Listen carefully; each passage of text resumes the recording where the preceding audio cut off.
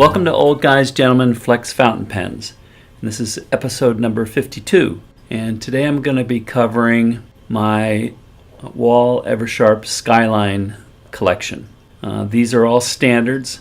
A little bit of history, and I'm borrowing this from Richard Binder's page on Richard Binder Pens. It was designed in 1941, called the Skyline. It was designed by noted industrial designer Henry Dreyfuss, and he also streamlined the steam locomotives of New York Central Railroad's 20th Century Limited. It had a breather tube on the inside that supposedly flight-proofed it for the air age. They covered a wide range of nibs, running from counting nibs that were rigid as nails all the way to italics or other points with really great flex.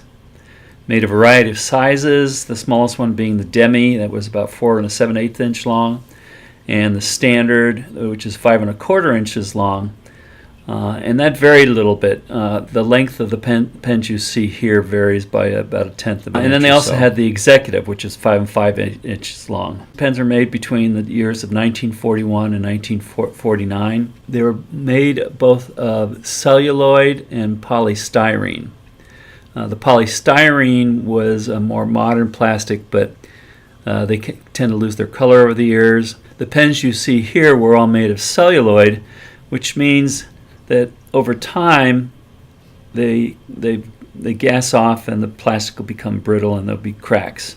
I've been lucky with all of the Skylines series. I've not seen any cracks in them so far. These colors are called modern stripe, or today we refer to them as Moire. What you see here is a green, a garnet for the red, brown, and the gray.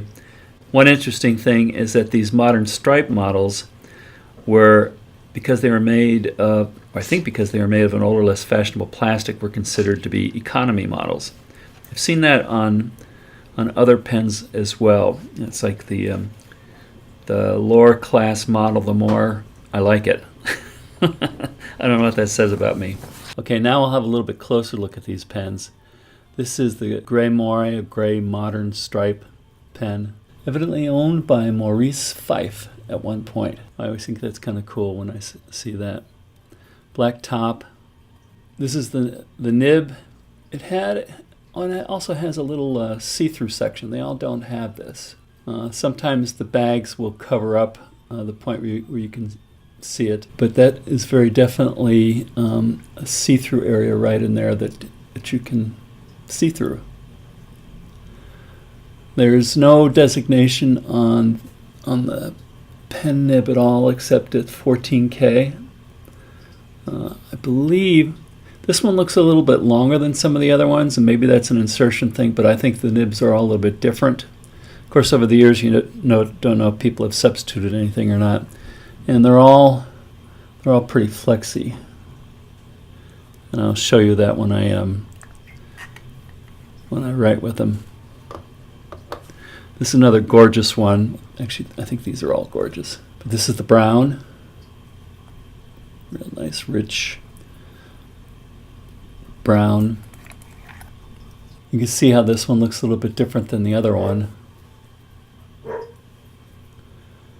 Just says Eversharp on there, but the design of the lettering is a little bit different. This does not have that ink view system that the other one had. Didn't say anything in the Binder article about the ink view or not.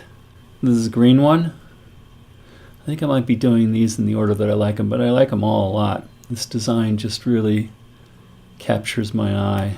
And this one is, I think, the tiniest of them all. It's also Eversharp. Look at the lines of that tine. Again, I'll show you this when I write with them. This one was the hardest to find, the garnet or the red. Although right now I'm not finding blue anywhere. I had a Demi size, one size smaller than this, but I really like the larger one, so I ended up selling it so I could afford one of these. Oh, now this has another ink view system.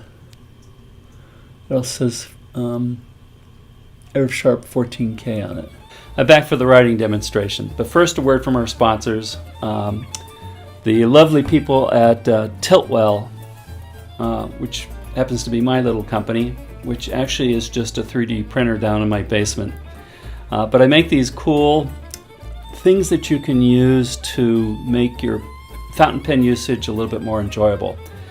The first thing I developed was this TiltWell product, which basically tilts the bottle. When these bottles get down about halfway or so, the depth in here isn't really enough to get the pen nib in far enough to really draw it up. Now some of the bottles, they thought about that and they put it like a flat edge on there. But sometimes you want to have that depth beforehand, and most of the bottles don't have this kind of feature. So what you can do is you take your bottle, and this thing has been designed for all sorts of different bottles that are out there, and fit it in there. Now I have plenty of depth to fill the pen up. And it holds pretty well in place so that it may wiggle around in here, but it's not going to go falling off to the side. Now that's not the only thing I make. If you get a little bit lower than half full, and you get to the point where even this doesn't give you enough depth, then I have this product called the Thingy. This is kind of like an ink saver. It has a big funnel in it, so it's easy and safe to take your ink and pour it in there. And you can take your pen and stick it in with small amounts of ink. You can fill that up. So when you're done with that, you can just pour it back into the bottle. The other thing cool about this thing, I designed it of a right size so that little sample bottles of ink from Goulet, places like that, fit in there nicely, nice and steady. Any splashes fall down into this funnel. Then I have these stands themselves, which you saw in the video. These are just what I call simple pen stands, and I do them in a couple different colors. I just kind of streamline the production of it. I'll be selling these, which are really kind of a cool way to present your pens. Probably can't see it that well from up there, but they take a little bit longer to print, and I have to use some special materials, so they'll be a little bit on the higher end of the pricing for these guys. Okay, enough about our sponsor. Usually when I'm testing a pen, I do some some horizontal lines and some vertical lines, using a very light touch to indicate how fine of a line I can get. And I'm probably getting on the cross strokes something on the order of 0.1, 0.15, and on the downstrokes 0.15, 0.2, something like that. So it's up there in the triple extra fine kind of area.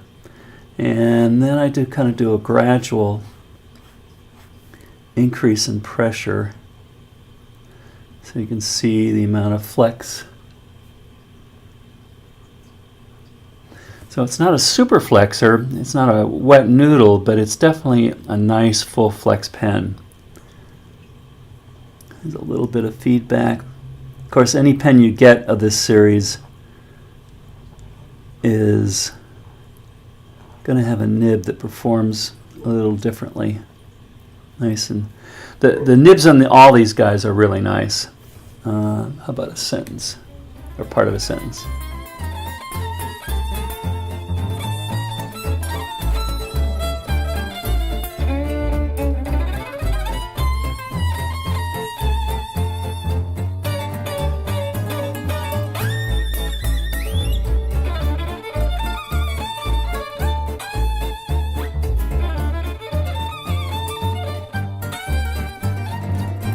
So there's that pen, the brown one.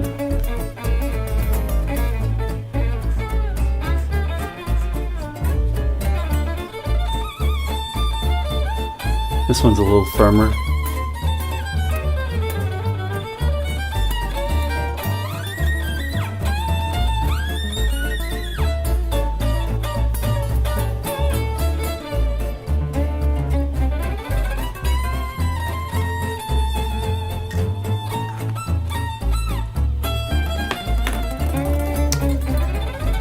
Gray one.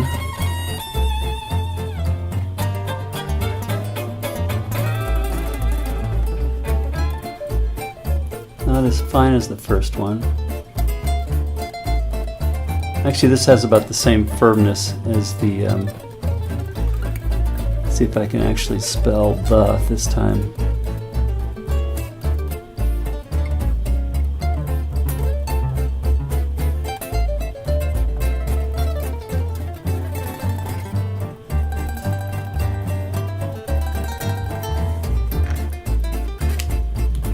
Just beautiful pens.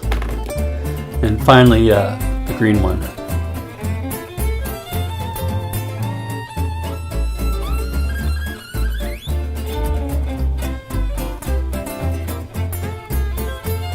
This is as flexy or flexier than the red one that we started out with.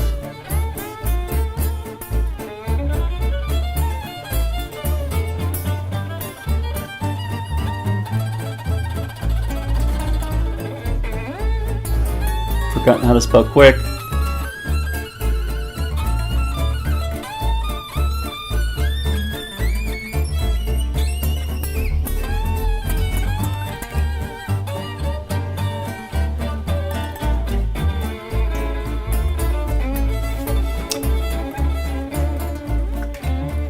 So I think that's the end of this review. They're just gorgeous pens. I got to get the blue one. The red one, this garnet one, is just stunning. I don't know if the camera really picks up on that. Brown one's pretty cool too. Green one. They're all great. And because they all have flex, that puts them in a category of a pen that I need to have. Beautiful pens that flex. That's it for me. So I hope you enjoyed that. Hope you got some value out of it. A little bit longer than previous ones, but I was covering 4 pens. So per pen it's probably a lot shorter. So thank you for watching.